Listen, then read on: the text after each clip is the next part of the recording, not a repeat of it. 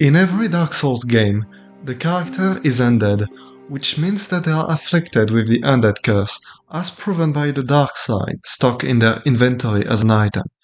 Dark Souls 2 in particular has a strong focus on the curse, and describes its effect in the introduction cutscene.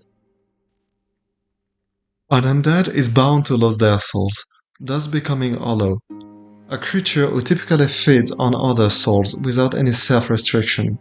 Shadalot says that the sign they bear, so in all likelihood the aforementioned dark sign, is what drains their souls, and eventually leads the undead into turning hollow. Shadalot also adds that the bear of the curse needs to stay strong in order to not hollow.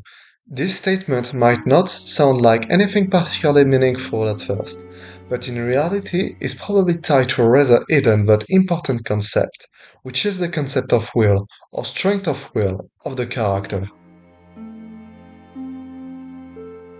Will is mentioned in the dark sign description of Dark Souls 2 as something that one needs to hold on to in order to retain their consciousness and, consequently, to not go hollow. Hollow is a progressive state. As Shanalot says, when an undead dies, it is never truly dead, but only one step closer to hollowing. In Dark Souls 3, the HP statistic is synonymous with the will of the Ashen One. In that game, the degree of hollowing is shown through the hollow stat that fills up upon each death if the Ashen One carries at least one Dark Sigil. In other words, losing all of your HP, or will, brings the Ashen One closer to the state of hollow. The same roughly applies in Dark Souls 2, where upon each death the amount of total HP, or will, of the bearer of the curse decreases as a sign that they are progressively turning into a hollow. To be hollow is usually understood as an equivalent to being mindless. However, Dark Souls 3 brings a new hands to this preconception.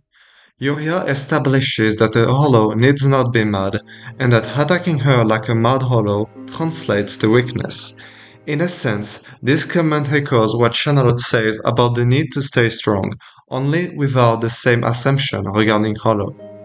Yuria's words are backed up by the existence of the Land of Hollows where Yuria herself comes from, Londor, which presumably is mostly populated by sane hollows. There are also characters such as Willem and Lap, who are both flagged as hollows and thus weak to the Holoslayer Greatsword, and yet are still sane, the second of whom also directly calls himself hollow. Lap in particular is implied to have a strong will of his own. Much like Lucatir from Dark Souls 2, the curse erodes his memory to the point that his own identity becomes blurred. To scoff that effect off, Lap repeats to himself that he's unbreakable. In other words, he tries to remind himself of his true identity. Unbreakable Patches, a fitting title for a strong-willed character who explicitly never gives up, never breaks, and doesn't succumb to madness. As told by the official trilogy compendium, one way to not fall victim to unrestricted thirst for souls is to sustain oneself with these very souls, also stated to be a source of power. Consequently, it can be tempting to think that will and souls are mutually inclusive, and that the strength brought by souls is the same strength shared by people who don't go hollow. However, it should be kept in mind that the most common cause of hollowing is the loss of souls, and we just went over examples of hollows who retain their sanity through sheer mental strength. Besides, will and souls are distinguished by Alzana, who hints in a dialogue that even with a strong soul, sufficient strength of will is not a given. The Agape Ring description goes even further by saying that abstention from souls, so willingly sharing the same state as typical hollows, is proof of one's endurance. Thus, it is indeed possible to lack souls and still remain sane. Throughout Dark Souls 3 in particular, several characters seem to resist the typical undead fate of going hollow and mad by retaining a purpose, a duty. This is the case with Cirith, who after receiving help from the Ashen One with Odric during her quest, will suggest to loyally serve them for the rest of the game. Should the Ashen One accept, Cirith will still have a goal, and the Ashen One will eventually find her lying human body in the Filing Shrine cemetery. On the other hand, if they refuse a proposal, Sirius presumably doesn't have any duty left and will be found hostile and hollow looking in the Pit of Hollows. An even more explicit case of a duty serving as a way to resist hollowing is Henry's.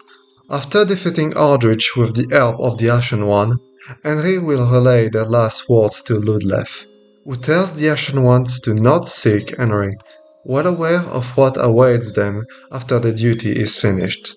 This means they know that without any objective left, they will turn hollow and be hostile towards the Ashen One. I think duties can be understood as an exercise of will of some sort, like a motor that drives someone and allows them to keep going until they achieve what they want. It's also interesting to note that in Dark Souls 1, some characters such as Solar and Laurentius seem to interpret the shift to the undead condition as a kind of signal that they have a duty to accomplish, something they are fated to do. In a sense, they are on a timer, pressured by the looming threat of hollowing should they give up on that task. On the other side of the spectrum, characters who don't seem to retain any purpose and remain inactive are bound to turn hollow soon enough, as hinted by the crestfallen warrior and Rickard from Dark Souls 1.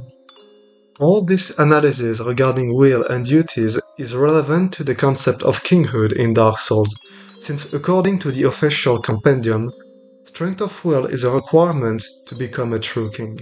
This is not surprising, considering the arch fate that an aspiring monarch needs to go through, and this directly applies to the bearer of the curse who has to reach the throne eventually. In the design work interview of Dark Souls 2, Yui Tanimura says that the key term behind the whole game was Deep Curse.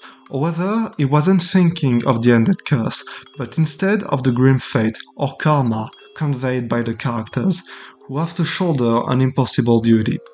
Agdain's said description states that this very karma is synonymous with life and suffering.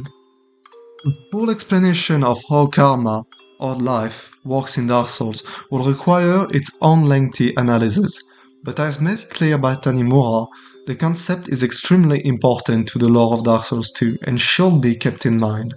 In fact, the term fate in the English version can usually be translated as karma, and that word is very prominent in the game.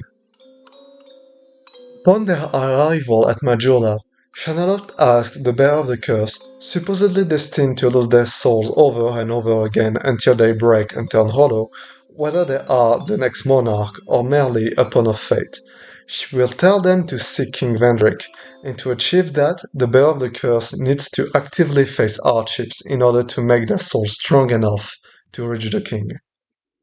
Vendrick himself echoes the same sentiment in his dialogue.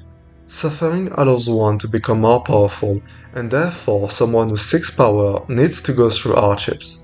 Kings are holders of such strong souls, thus it only makes sense that the path to kinghood is a tough one. It should come as no surprise that the bearer of the curse needs a strong will in order to overcome their fate as an afflicted undead and aspiring monarch. By definition, the karma that burdens the characters means that everything they do will have a consequence sooner or later. In this case, power is the consequence of the suffering a would-be monarch has to come through.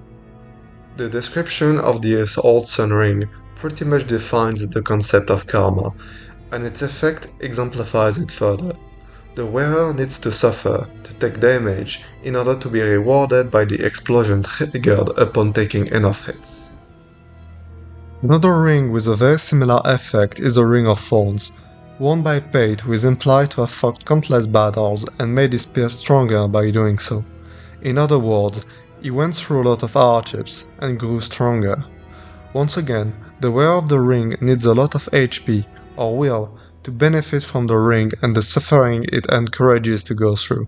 Fittingly, the ring's description contains the only mention of the god of struggle in the game, Kreml, or, in Japanese, Karl. In the Dark Souls 2 official guide, it is directly stated that suffering leads to great power in the mimic description, to describe cursed beings who might drop the symbol of avarice, which ignores that one health but also gives greater chance of getting extra rewards by defeating enemies and bosses. Once again, suffering is rewarded. In Dark Souls 3, will is stated to be synonymous with HP according to the stat description. Hollowing is a process that is usually caused by a loss of souls upon death, and hollowing is usually tantamount to madness. We already went over the link between will and consciousness. However, with this in mind, there is something that is a bit confusing. In some languages of the games, such as French or Italian, the attunement staff is simply translated to will as well. This inconsistency between the versions of the games might be the result of a not up-to-date script, but it may still be relevant to some extent. Aside from hollowing, another recurring cause of madness throughout the sequel is the study of sorceries, as shown through characters such as Sif and Logan. Specifically, both of them study crystal sword sorceries, and it is stated in Dark Souls 3 that crystal spheres drain the will of the user. This would imply that Sif and Logan's sorcery caused a loss of will, leading them to eventually go mad, much like the wide majority of Hollows. If the attunement stat that increases spell usage is indeed tied to will, then it will make sense for casting tools such as the Tin Crystallized Catalyst in Dark Souls 1 to halve the number of spell used, and for the Sage Crystal Staff from Dark Souls 3 to have a very FP-hungry steady chant. These could be gameplay-related applications of crystal draining will. Without going too much into details, will is a recurring theme in other From Software games with nearly identical applications to Dark Souls. This includes the loss of will caused by the use and study of magic, or the equivalence between max HP and will. Here are a few examples. The Insanity Catalyst from Demon Souls halves the FP bar in a very similar manner to the Tin Crystallized Catalyst from Dark Souls 1. The Madness Affliction in Elden Ring drains both HP and FP. The Deathbed companion Fia asks the Tarnished to share their will with her, which results in a loss of max HP. The Frenzy Affliction in Bloodborne causes a heavy loss of HP, also equated to will. The Blue Elixir description even goes on saying that hunters resist madness through strength of will.